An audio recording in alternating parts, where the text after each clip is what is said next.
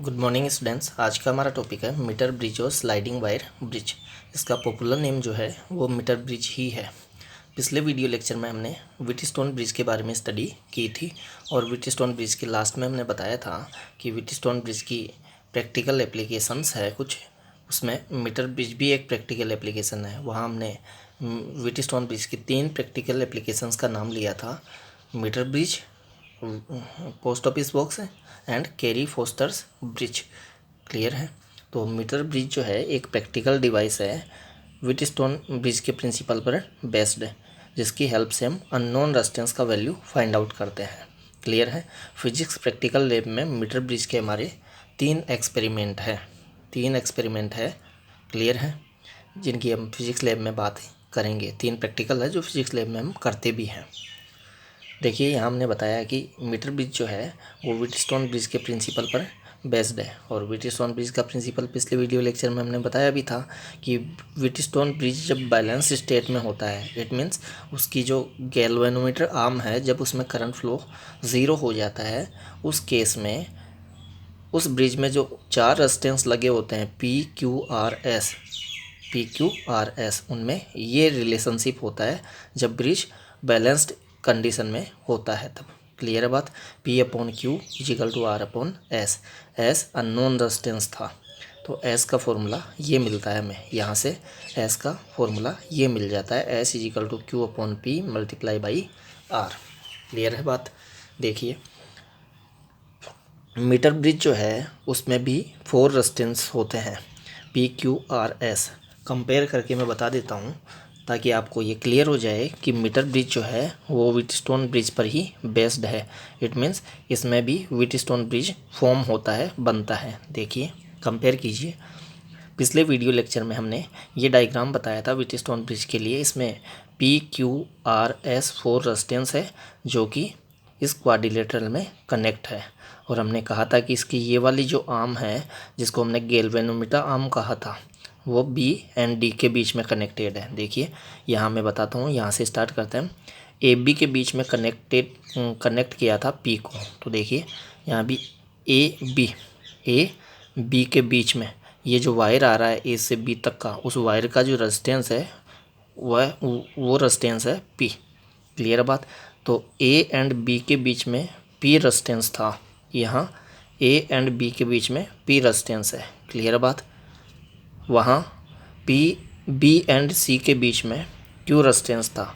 यहाँ भी देखिए, B से C तक का जो ये रेजिस्टिव वायर है जो कि मैग्नीन का बना होता है। अभी मैं कंस्ट्रक्शन की बात करूँगा मीटर ब्रिज की, तब हम डिटेल में बात करेंगे। फिलहाल मैं कंपेयर करके बता रहा हूँ कि इसमें भी व्हीटस्टोन ब्रिज ही फॉर्म हो रहा है, बन रहा है। देखिए, AB के बीच में P बता दिया मैंने, AB के बीच में P बता दिया, BC के बीच में Q बताना है। तो देखिए, BC यहाँ से यहाँ तक की वायर का रेजिस्टेंस जो है वो Q है। क्लियर है। अब देखिए, A एंड D के बीच में R कनेक्ट है, A ये D ये, तो A एंड D के बीच में देखिए ये रेजिस्टेंस R है, ये रेजिस्टेंस बॉक्स है। इस रेजिस्टेंस बॉक्स में से हम रिक्वायर्ड वैल्यू का एक रेजिस्टेंस चूज करते हैं, तो वो R है। क्लियर है, R भी हो गया। अब देखिए, D एंड C के बीच में S रेजिस्टर कनेक्ट है, D ये C ये, D एंड C के बीच में देखिए ये रेजिस्टेंस कनेक्ट है S। ये अननोन रेजिस्टेंस है जिसका वैल्यू हमें लैब में मीटर ब्रिज पर एक्सपेरिमेंट करके फाइंड आउट करना होता है। क्लियर है, S का वैल्यू ही हमें निकालना है। तो देखिए, मैंने कंपेयर करके बता दिया कि ये चारों रेजिस्टेंस जो होते हैं व्हीटस्टोन ब्रिज में, वो यहाँ भी है। इट मीन्स मीटर ब्रिज भी व्हीटस्टोन ब्रिज के बेस्ट प्रिंसिपल पर ही बेस्ड होता है। अब देखिए, B एंड D के बीच में ये गैल्वेनोमीटर आर्म थी। यहाँ भी देखिए, B ये D ये, B एंड D के बीच में ये गैल्वेनोमीटर कनेक्ट है, तो ये गैल्वेनोमीटर आर्म हो गई है। A एंड C के बीच में यहाँ बैटरी और सेल कनेक्टेड था, तो इसको हमने सेल आर्म और बैटरी आर्म कहा था। तो देखिए, यहाँ भी A एंड C के बीच में ये सेल कनेक्ट है, तो ये सेल आर्म और बैटरी आर्म हो गई है। क्लियर है बात। तो ये जो है ये एज इट इज वही सर्किट है जो कि हमने यहाँ बताया था। क्लियर है। इट मीन्स मीटर ब्रिज जो है उसमें भी 4 रेजिस्टेंस होते हैं और चारों रेजिस्टेंस व्हीटस्टोन ब्रिज फॉर्म करते हैं, बनाते हैं। क्लियर है। और व्हीटस्टोन ब्रिज की बैलेंस कंडीशन के लिए हमें ये रिलेशन पिछले वीडियो लेक्चर में देखा था, तो ये जो रिलेशन है वो इस ब्रिज के लिए भी, मीटर ब्रिज के लिए भी एप्लीकेबल होगा। तो आज हम एस जो फाइंड आउट करेंगे यहाँ से इसी फॉर्मूले से फाइंड आउट करेंगे, क्योंकि ये भी है तो व्हीटस्टोन ब्रिज ही, मीटर ब्रिज में भी तो व्हीटस्टोन ब्रिज ही बन रहा है। अभी मैंने आपको दिखाया है व्हीटस्टोन ब्रिज से कंपेयर करके सॉरी। क्लियर है। अब देखिए मैं इसकी कंस्ट्रक्शन की बात करता हूँ। ये तो मैंने कंपेयर किया था इसको व्हीटस्टोन ब्रिज से, ताकि सर्किट उसी के इक्वल है, उसी के इक्वलेंट है, ये आपको दिख जाए। देखिए मीटर ब्रिज की जो कंस्ट्रक्शन है उसमें एक वुडन बोर्ड होता है इस तरीके से। यहाँ एक वुडन बोर्ड होता है, उस वुडन बोर्ड पर ये मेटेलिक स्ट्रिप्स, 3 मेटेलिक स्ट्रिप है यहाँ, एक स्ट्रिप ये वाली एल शेप वाली, एक स्ट्रिप ये वाली ये भी एल शेप में, और ये एक स्ट्रेट स्ट्रिप है। तो ये 3 मेटेलिक स्ट्रिप्स होती है जो कि उस वुडन बोर्ड पर फिक्स रहती है। क्लियर है। ये वाली जो स्ट्रिप है और ये वाली जो स्ट्रिप है इनके बीच में गैप होता है। इट मीन्स यहाँ वुड रहती है, लकड़ी ही रहती है, बीच में कुछ भी नहीं रहता है। इट मीन्स ये इससे कनेक्ट नहीं है, डायरेक्ट गैप है बीच में। इस गैप को हमने थ्योरी में ए बी गैप के नाम से बोला है, गैप ए बी। ऐसे ही एक गैप ये है, ये वाला गैप, इस स्ट्रिप एंड इस स्ट्रिप के बीच में भी एक गैप होता है, इसको हमने A1 B1 गैप के नाम से बोला है थ्योरी में। क्लियर है बात। तो ये 2 गैप्स होते हैं, इन 2 गैप्स में से किसी एक गैप में रेजिस्टेंस बॉक्स कनेक्ट कर देते हैं हम कनेक्टिंग वायर के थ्रू। ये जो वायर है ये कनेक्टिंग वायर है जो कि कंडक्टर का बना होता है, जनरली ये कॉपर का बना होता है, और इस कनेक्टिंग वायर की हेल्प से ये रेजिस्टेंस बॉक्स हम यहाँ इस गैप में कनेक्ट कर देते हैं, या तो इस गैप में या इस गैप में। क्लियर है। तो यहाँ हमने इसको इस फर्स्ट वाले गैप में, इट मीन्स सेल का पॉजिटिव टर्मिनल जिस एल शेप वाली स्ट्रिप से कनेक्ट है, उस एल शेप वाली स्ट्रिप के पास जो गैप है उसमें हमने कनेक्ट किया है रेजिस्टेंस बॉक्स, और नेगेटिव टर्मिनल जिस स्ट्रिप से कनेक्ट है उस स्ट्रिप के पास वाली गैप में हमने अननोन रेजिस्टेंस कनेक्ट किया है, जिसका वैल्यू हमें एक्सपेरिमेंट से पता करना है, निकालना है। ऐसे ही हमें यहाँ कैलकुलेट करना है, ऐसे ही यहाँ फाइंड आउट करना है। क्लियर है। तो इन 2 गैप्स में क्या कनेक्ट होगा वो मैंने बता दिया। एक गैप में रेजिस्टेंस बॉक्स, दूसरे गैप में अननोन रेजिस्टेंस। क्लियर है बात। अब देखिए ये जो है ए पॉइंट जो है और सी पॉइंट जो है, इनके बीच में ऑलरेडी पहले से ही एक ही रजिस्टिव वायर जो कि मैग्नीन, नाइक्रोम और कॉन्स्टेंटन में से किसी एक अलॉय का बना हो सकता है, वो लगा होता है। क्लियर बात। तो यहाँ हमने मैग्नीन नाम लिया है। मैग्नीन जो कि एक अलॉय होती है, उसकी हमने पहले भी बात की है पिछले चैप्टर में। देखिए ये इस वाले वायर की बात कर रहा हूँ, ये मीटर ब्रिज वायर कहलाता है। मीटर ब्रिज का वायर बोलते हैं इसको, AC को। ये अलॉय का बना होता है, अलॉय की रेजिस्टिविटी हाई होती है and coefficient, temperature coefficient of resistivity जो है वो काफ़ी हाई होती है, लो होती है sorry. Temperature coefficient of resistivity low होती है एंड रेजिस्टिविटी हाई होती है। तो ये रेजिस्टिव वायर है, ये कंडक्टिंग वायर नहीं है। इट मीन्स ये कंडक्टर का बना हुआ वायर नहीं है, ये अलॉय का बना हुआ वायर है। अलॉय भी होता तो कंडक्टर ही है, लेकिन उसकी कंडक्टिविटी जो है वो मेटेलिक वायर जो है, कंडक्टिंग वायर है, उससे थोड़ी कम होती है, रेजिस्टिविटी हाई होती है। हाई रेजिस्टिविटी का वायर है ये। और ये यहाँ से यहाँ तक के वायर का जो रेजिस्टेंस है, ए से बी तक के वायर की रेजिस्टेंस को ही हमने बोला था। देखिए ए से बी तक के वायर की रेजिस्टेंस को ही हमने P बोल रखा है, बी से सी तक के वायर की रेजिस्टेंस को ही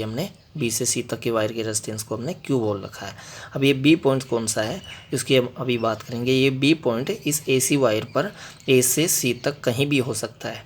जनरली ये इसके मिड के आसपास होता है। AC वायर का जो मिड पॉइंट है उसके आसपास ही होना चाहिए। क्यों होना चाहिए उसकी भी हम बात करेंगे। देखिए ये मैंने बता दिया कि AC जो है वो मीटर ब्रिज का वायर है जो कि अलॉय का बना होता है। ये जो वायर AC है इसके पैरेलल में यहाँ पर पास में एक मीटर ब्रिज जो है, मीटर स्केल फिक्स रहता है। मीटर स्केल उस वुडन ब्लॉक पे ही फिक्स रहता है इसी के पैरेलल में। क्लियर है बात। ये वाला वायर जो होता है वो खिंचा हुआ रहता है, ये टाइट रहता है इन दोनों पॉइंट्स के बीच में, A एंड C के बीच में। क्लियर है। तो इतना ये वाला जो पार्ट देखिए आप, यहाँ से यहाँ तक का जो ये पार्ट है ये वाला वुडन बोर्ड पर होता है, वुडन बोर्ड पर होता है। ये कनेक्शन हमें करना होता है, ये भी हमें करना होता है, और इधर का कनेक्शन भी हमें करना होता है। ये एक्सटर्नली किए गए कनेक्शन है। क्लियर है बात।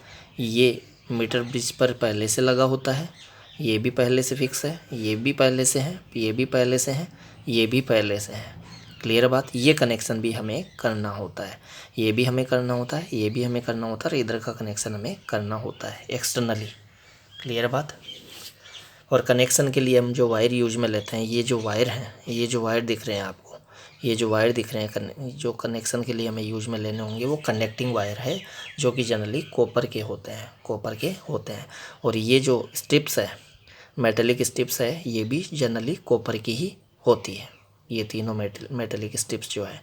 और ये वाला मैंने बता ही दिया है, ये अलॉय का है, या हमने मैग्नीन बोला है उसको, मैग्नीन का बना हुआ है।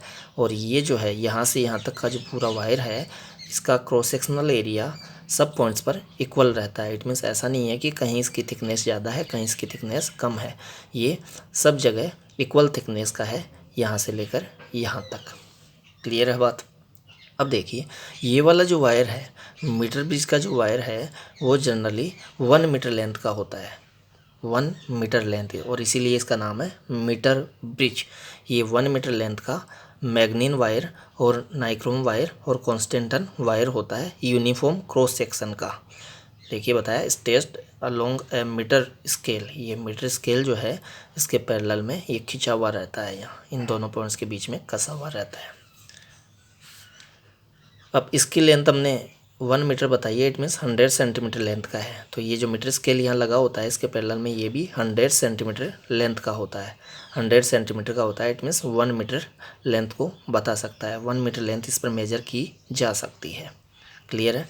अभी हम बैलेंस लेंथ का मेजरमेंट करेंगे इस मीटर स्केल की हेल्प से, इस मीटर ब्रिज के वायर AC पर। किसे बोलेंगे हम बैलेंस लेंथ, इसकी अभी इसकी जो वर्किंग है उसमें बात करेंगे। तो ये मैंने इसकी कंस्ट्रक्शन की बात की है। कंस्ट्रक्शन में ये रेजिस्टेंस बॉक्स, ये नॉन रेजिस्टेंस। हाँ इधर देखिए ये वाला कनेक्शन हमने नहीं बताया और ना ये वाला बताया अभी। ये 4 रेजिस्टेंस की तो मैंने बात कर ली है, PQRS। ये जो R रेजिस्टेंस है वो रेजिस्टेंस बॉक्स में से चूज किया गया एक रेजिस्टेंस है। एट ए टाइम हम इसमें एक रेजिस्टेंस चूज कर लेते हैं रिक्वायर्ड वैल्यू का। देखिए ये वाला जो पार्ट है, BD जो पार्ट है, इसमें गैल्वेनोमीटर कनेक्टेड है, इसको हम गैल्वेनोमीटर आम बोलते हैं। और ये वाला जो गैल्वेनोमीटर का जो एक टर्मिनल है वो D पॉइंट पर कनेक्ट रहता है। यहाँ कनेक्शन के लिए ये देखिए ये जो पॉइंट्स है जहाँ हमने कनेक्शन कर रखे हैं, इसका कनेक्शन यहाँ कर रखा है, इसका जो कनेक्शन है वो यहाँ कर रखा है। ये जो ये वाले जो है सेल है, की है, रियोस्टेट है, इनका कनेक्शन यहाँ कर रखा है। तो कनेक्शन के लिए मैंने कहा कि वायर तो है कनेक्टिंग वायर, और कनेक्शन जिन पॉइंट्स पे किया गया है यहाँ पर स्क्रू होते हैं, उस स्क्रू को पहले हम लूज कर लेते हैं, ढीला कर लेते हैं, फिर यहाँ पर ये कनेक्टिंग वायर लपेट देते हैं और फिर वापस उस स्क्रू को हम टाइट कर देते हैं। तो सब जगह यहाँ स्क्रू होते हैं, और उन स्क्रू की हेल्प से कनेक्शन को टाइट कर दिया जाता है, वायर लपेट दिया जाता है, स्क्रू को टाइट कर दिया जाता है। तो देखिए ये यहाँ वाला जो स्क्रू है, ये बीच वाला जो स्क्रू है, इस पर गैल्वेनोमीटर का एक टर्मिनल कनेक्ट कर दिया जाता है। गैल्वेनोमीटर का जो दूसरा टर्मिनल है वो जॉकी से कनेक्ट कर दिया जाता है। जॉकी जो है वो मूवेबल होती है। मूवेबल का मीनिंग ये हुआ कि इस जॉकी को हम इस वायर AC पर A से C तक स्लाइड करवा सकते हैं, सरका सकते हैं। तो ये B पॉइंट जो होगा वो इस वायर AC पर A से C तक कहीं भी हमें मिल सकता है। जनरली ये हमें इस AC वायर के मिड पॉइंट के आसपास ही मिलना चाहिए। और ये B पॉइंट कहाँ मिलेगा? B पॉइंट हम उस पोजीशन को बोल रहे हैं जिस पोजीशन पर इस जॉकी को यहाँ टच करने पर, इस वायर पर टच करने पर गैल्वेनोमीटर में करंट फ्लो ज़ीरो हो जाए, गैल्वेनोमीटर जीरो डिफ्लेक्शन शो करे, नल डिफ्लेक्शन की पोजीशन में आ जाए, उस पॉइंट को हम बी पॉइंट बोल रहे हैं। इस बी पॉइंट को बोलते हैं बैलेंस पॉइंट। और यहाँ से यहाँ तक की जो लेंथ होगी सेल का पॉजिटिव टर्मिनल जिस स्ट्रिप से कनेक्टेड है, जिस इस वायर एसी के जिस एंड से कनेक्टेड है, उस एंड की ओर से मीटर स्केल पर हम लेंथ मेजर करते हैं, और कहाँ तक की, बी पॉइंट तक की, बैलेंस पॉइंट तक की, और इस लेंथ को हम बोलते हैं बैलेंस लेंथ। बैलेंस लेंथ तो एल जो है वो यहाँ बैलेंस लेंथ हो गई है। तो ये पूरा हमने 1 मीटर लेंथ का बताया था, इट मीन्स 100 सेंटीमीटर लेंथ का बताया था। तो यहाँ से यहाँ तक की लेंथ एल सेंटीमीटर होगी, तो टोटल लेंथ है 100 सेंटीमीटर। तो यहाँ से यहाँ तक की लेंथ बचेगी 100 माइनस एल सेंटीमीटर। क्लियर है। तो ये जो रेजिस्टेंस हमने बता रखा है, ए से बी तक के वायर का रेजिस्टेंस बता रखा है P, it means L length के वायर का रेजिस्टेंस बता रखा है P, and 100 minus L centimetre length के वायर का रेजिस्टेंस बता रखा है क्यू। क्लियर है। ये वाली होगी गैल्वेनोमीटर आर्म, और ये जो ए एंड सी के बीच में कनेक्टेड है वो होगी सेल आर्म और बैटरी आर्म। क्लियर है। जो होती है, जो कि एक मेटेलिक रोड ही होती है, उस मेटेलिक रोड पर एक उस तरफ तो होता है स्क्रू, जिस पर हम ये जो कनेक्टिंग वायर है वो कनेक्ट कर देते हैं इस ओर तो, और इस ओर वो उसमें नाइफ एज होती है, चाकू की तरह तीखी स्ट्रक्चर होती है, जो कि इस वायर पर स्लाइड करवाई जाती है। क्लियर है। इस वायर पर ए से सी तक हम उसको स्लाइड करवाते हैं, सरकाते हैं। क्लियर है बात। तो इलेक्ट्रिकल कनेक्शन किया जाता है उस जॉकी के एक एंड को यहाँ इस वायर एसी पर टच करके, और ये बी पॉइंट मैंने बताया कहीं भी हो सकता है इस वायर एसी पर। जनरली ये वायर एसी के मिड पॉइंट के आसपास कहीं होता है, it means 40 centimetre to 60 centimetre के आसपास कहीं होता है। 40 सेंटीमीटर से 60 सेंटीमीटर के बीच में ये मिलना चाहिए, तब ब्रिज की एफिशिएंसी ज़्यादा होती है, ब्रिज मोर एफिशिएंट होता है। रेजिस्टेंस मेजरमेंट में एरर नेग्लिजिबल होती है, बहुत कम होती है उस केस में। तो देखिए ये मैंने इसकी कंस्ट्रक्शन की बात की है, मीटर ब्रिज की कंस्ट्रक्शन की बात की है, सारी चीज़ें मैंने बता दी है यहाँ। कई बार जो है हमें ऐसे बैलेंस पॉइंट मिल नहीं पाता है ए से सी तक इस जॉकी को जब हम स्लाइड करवाते हैं वायर एसी पर, तो गैल्वेनोमीटर में जीरो करंट नहीं मिल पाती है। तो जीरो करंट नहीं मिल पाती है, उस केस में हमें इस रियोस्टेट से सर्किट में फ्लो होने वाली करंट को चेंज करना होता है। ये भी वेरिएबल रेजिस्टेंस होता है जो सर्किट में फ्लो होने वाली करंट को चेंज करता है। तो रियोस्टेट की हेल्प से हम इस सर्किट में फ्लो होने वाली करंट को चेंज कर लेते हैं, और फिर हम इस जॉकी को यहाँ से यहाँ तक स्लाइड करके देखते हैं कि कहाँ टच करवाने पर, एसी के किस पॉइंट पर टच करवाने पर गैल्वेनोमीटर जीरो डिफ्लेक्शन शो करेगा। उसी पॉइंट को हम बोल रहे हैं बी। और ए से बी तक की जो डिस्टेंस होगी उसको हम बोल रहे हैं बैलेंस्ड लेंथ। और प्रैक्टिकल करके हमें इस बैलेंस लेंथ का ही वैल्यू कैलकुलेट करना होता है, बैलेंस लेंथ ही फाइंड आउट करनी होती है। हमें प्रैक्टिकल से कैलकुलेशन नहीं करेंगे, फाइंड आउट करेंगे, ये हमें मिल जाएगी स्केल पर डायरेक्ट ही इसका मेजरमेंट हो जाएगा। देखिए अगर ये बी पॉइंट हमें यहाँ ना मिलकर यहाँ मिला होता, यहाँ इस चौकी को टच करने पर गैल्वेनोमीटर जीरो करंट शो करता, तो यहाँ से लेकर यहाँ तक की जो डिस्टेंस है वो हम मीटर स्केल पे देख लेते, और मीटर स्केल पे देखकर उसको एल बोल देते, एल सेंटीमीटर। क्लियर है। अज्यूम कीजिए एल सेंटीमीटर जो है, एल जो है वो हम 40 सेंटीमीटर मिली, तो ये वाली कितनी मिलेगी, इधर वाली 100 माइनस 40 इक्वल टू 60 सेंटीमीटर। तो हमें ये पता चल जाएगी, तो ये वाली लेंथ ऑटोमेटिक ही पता चल जाएगी। क्लियर बात। तो ये कंस्ट्रक्शन की बात होगी है। अब मैं इसकी वर्किंग की बात करता हूँ कि कैसे हम मीटर ब्रिज पर एक्सपेरिमेंट परफॉर्म कर अननोन रेजिस्टेंस एस का वैल्यू फाइंड आउट करते हैं। तो देखिए ये हमने वर्किंग में यहाँ लिखा है। तो सबसे पहले हम क्या करते हैं, सबसे पहले ये जो रेजिस्टेंस बॉक्स है, इसमें से एक ऐसा रेजिस्टेंस हम यूज में लेते हैं। इसमें एक ऐसा रेजिस्टेंस कनेक्ट करते हैं, इस वाले पाथ में एक ऐसा रेजिस्टेंस कनेक्ट करते हैं जिसके लिए जब हम जॉकी की हेल्प से वायर एसी पर बैलेंस पॉइंट ढूंढें, तो बैलेंस पॉइंट इस एसी के मिड में मिले, अप्रोक्स मिड के आसपास मिले, it means 40 centimetre to 60 centimetre की रेंज में हमें मिल जाए। इस तरीके से हम आर का वैल्यू यहाँ कनेक्ट करते हैं। कैसे कनेक्ट करते हैं, रेजिस्टेंस बॉक्स के अंदर यहाँ बहुत सारे रेजिस्टेंस होते हैं, उन पर लिखा हुआ रहता है 2 ओम, 4 ओम, 6 ओम, जो भी वैल्यू होगी वो यहाँ लिखी हुई रहती है रेजिस्टेंस की। तो जैसे मुझे 2 ओम यहाँ कनेक्ट करना है, तो मैं 2 ओम के पास में वो जो की लगी होती है उस की को निकाल दूंगा, मैं वहाँ से निकाल दूंगा। तो निकालने का मतलब हो गया वहाँ इस पाथ के अंदर 2 ओम का रेजिस्टेंस कनेक्ट हो गया है। ये आप लैब में देखेंगे तो आपको पता चल जाएगा। अभी तो फिलहाल यूँ समझिए कि यहाँ रेजिस्टेंस बॉक्स की हेल्प से यहाँ रिक्वायर्ड वैल्यू का एक रेजिस्टेंस कनेक्ट कर दिया जाता है सबसे पहले। फिर इसमें तो की लगानी ही है, इसमें की लगाते ही सर्किट में करंट फ्लो होने लगेगी, इसमें भी करंट फ्लो होगी, इसमें भी होगी, इसमें भी होगी, इसमें भी होगी। और फिर जो कि प्रैक्टिकल करते टाइम हमारे हाथ में रहती है। तो जोकी का जो नाइफ एज है, चाकू की तरह जो तीखा पार्ट है, वो वाला हमें यहाँ टच करना है। हमें पहले उसको ए पॉइंट पर टच करना है और टच करके हमें गैल्वेनोमीटर में डिफ्लेक्शन देखना है।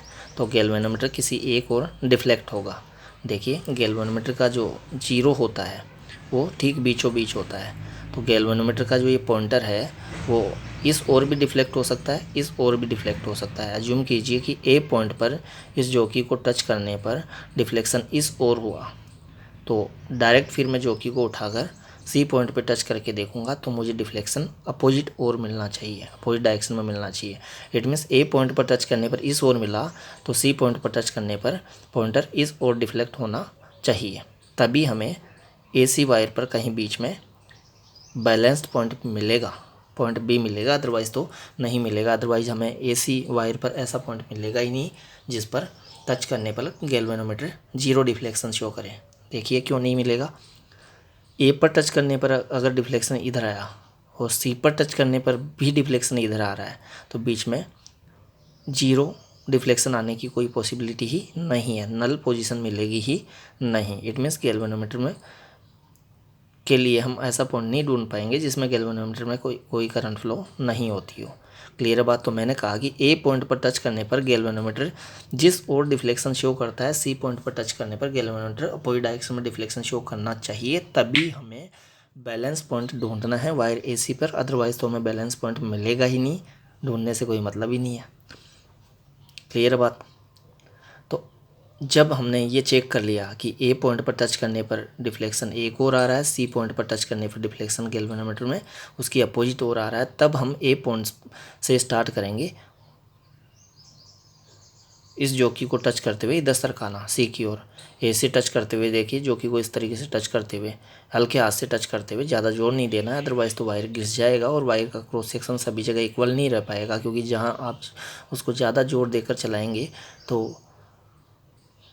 वो वहाँ से घिस जाएगा, उसकी थिकनेस कम हो जाएगी, और जहाँ आप कम जोर के साथ चलाएंगे वहाँ उसकी थिकनेस ज़्यादा रहेगी। तो उसका क्रॉस सेक्शन जो है वो सब जगह इक्वल नहीं रह पाएगा। इसलिए जोकी को हमें बिल्कुल हल्के हाथ से यहाँ टच करते हुए इसको सरकाना है ए से सी की ओर। ए से सी की तब सरकाते जाइए जोकी को, और गैल्वेनोमीटर में आप पॉइंटर को देखते जाइए। नज़रें हमारी पॉइंटर पे रहनी चाहिए और हाथ हमारा यहाँ चलता रहेगा, यूँ सरकाते रहेंगे इस वायर पर।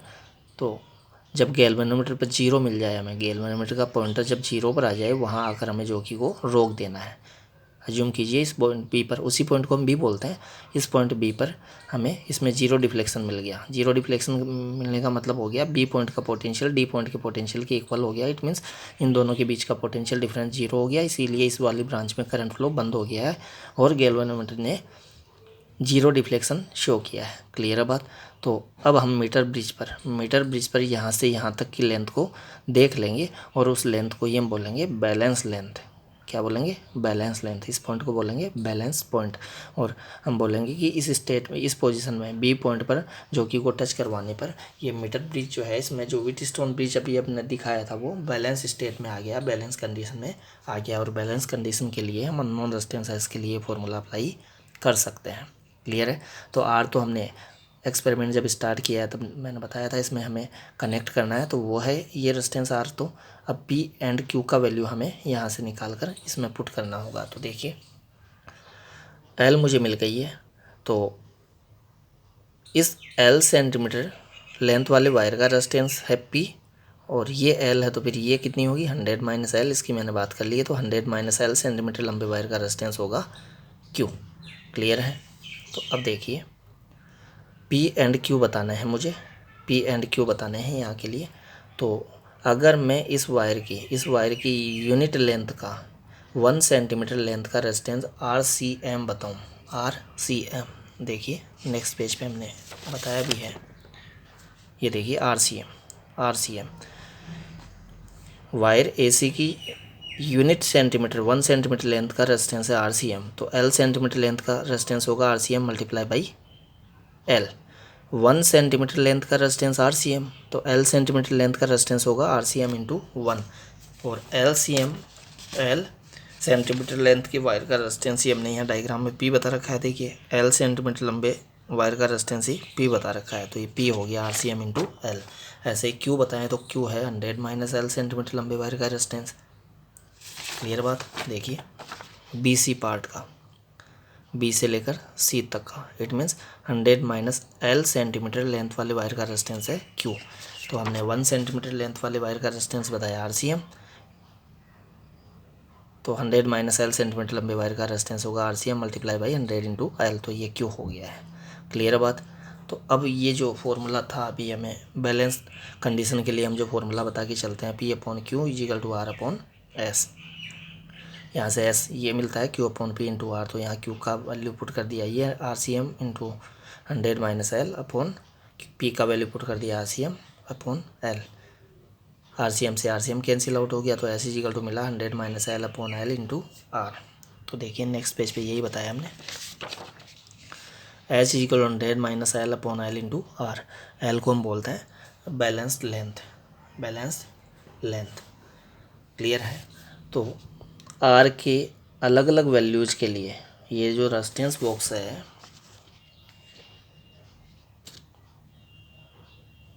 ये जो रेजिस्टेंस बॉक्स है इसमें हम एट ए टाइम आर का एक वैल्यू चूज करते हैं। जैसे मैंने यहाँ 6 ओम चूज कर रखा है, तो आर का वैल्यू 6 ओम हो गया। तो 6 ओम के लिए मुझे बैलेंस लेंथ प्रैक्टिकल करके निकालनी होती है, ये वाली लेंथ। क्लियर है।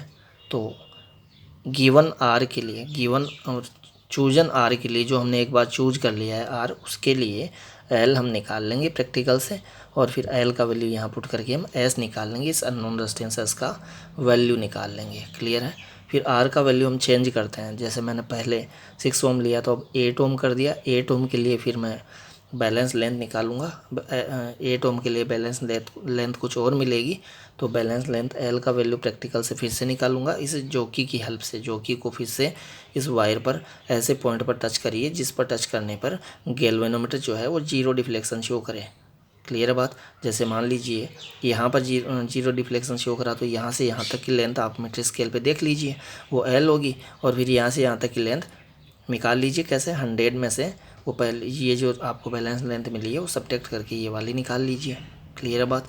तो एल 100 माइनस एल आर के अलग अलग वैल्यूज के लिए अलग अलग होगी। तो यहाँ हमने बोला भी है, by choosing various value of R in resistance box we would get various value of balance length L and calculate S each time. इस तरीके से आर के कई वैल्यूज के लिए हम एल के कई वैल्यूज़ निकाल कर एस के कई वैल्यू निकाल लेते हैं। क्लियर है।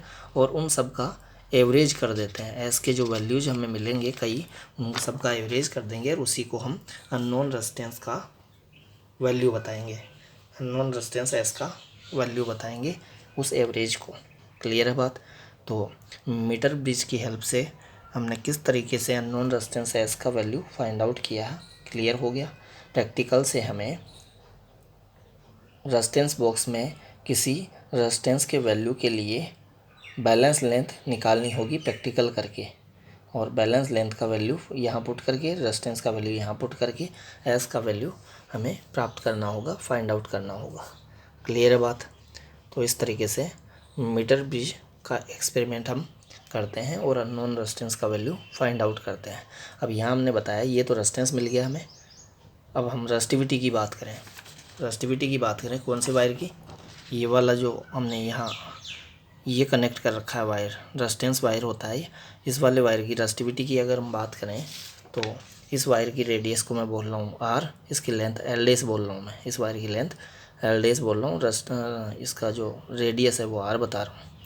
तो एक फॉर्मूला जानते हैं रेसिस्टिविटी के लिए हम, rho is equal to R A upon L, लेकिन आर के प्लेस पे यहाँ इस वायर का रेजिस्टेंस हम एस लेके चल रहे हैं, अननोन रेजिस्टेंस एस है, तो एस ए अपॉन एल डेस हो जाएगा। एल नहीं बोलना है, एल तो हम बैलेंस लेंथ को बोल के चल रहे हैं, एल डेस इस वायर की लेंथ है जिस वायर की हम रेजिस्टिविटी बताने जा रहे हैं, रेजिस्टेंस जिसके लिए हमने निकाला है। तो एस ए अपॉन एल डेस, अब ए जो है इसका क्रॉस सेक्शनल एरिया है, इसकी रेडियस आर है, तो इसका क्रॉस सेक्शनल एरिया जो है वो पाई आर स्क्वायर हो जाएगा। क्लियर है। तो इस फॉर्मूले में आर एल डेस के वैल्यू पुट करने होंगे, में एस का वैल्यू तो यहाँ से मिल ही जाएगा, और रो निकाल लेना होगा, रो निकाल लेना होगा। क्लियर है। तो इस तरीके से हम रेजिस्टेंस एंड रेजिस्टिविटी निकाल सकते हैं किसी गिवन रेजिस्टिव वायर के लिए मीटर ब्रिज की हेल्प से, मीटर ब्रिज पर एक्सपेरिमेंट परफॉर्म करके। क्लियर है। तो ये टॉपिक तो यहीं ख़त्म हो जाता है हमारा। यहाँ हमने limitation precautions with metre bridge बता रखी है, इसमें हमने ये वाली बात बताई है जो कि हमने व्हीटस्टोन ब्रिज में भी बताई थी। पहले मैं सेकंड पॉइंट बता रहा हूँ कि हमें एस का वैल्यू एक्यूरेट मिलेगा, इट मीन्स उसमें एरर बहुत कम मिलेगी अगर चारों resistance P Q R S हम एक ही ऑर्डर के लेवें। पी क्यू आर एस जो है वो सेम ऑर्डर के लिए जाएँ, तो सेम ऑर्डर के तभी होंगे जब वो बैलेंस पॉइंट हमें बी मिला था वो वायर ए सी के मिड के आसपास मिले, मिड के आसपास मिले। फिर हमें ज़्यादा टाइम तक करंट फ्लो नहीं करवानी है, इस इंस्ट्रूमेंट में ज़्यादा टाइम तक करंट फ्लो नहीं करवानी है, क्योंकि ज़्यादा टाइम तक करंट फ्लो करवाएंगे इसमें तो एसी वायर जो कि रेजिस्टिव वायर इसमें भी करंट फ्लो होगी लंबे टाइम तक। और इतना हम जानते हैं कि जब किसी वायर में करंट फ्लो होती है तो वो गर्म हो जाता है इलेक्ट्रिक करंट के हीटिंग इफेक्ट के कारण। क्लियर है। गर्म हो जाएगा तो उसका रेजिस्टेंस चेंज हो जाएगा, पूरे प्रैक्टिकल के दौरान उसका वो जो रेजिस्टेंस है वो सेम नहीं रह पाएगा, सेम नहीं रह पाएगा। तो फिर अननोन रेजिस्टेंस के मेजरमेंट में एरर इंट्रोड्यूस हो जाएगी। क्लियर है बात, क्योंकि पी एंड क्यू के वैल्यू चेंज हो जाएंगे।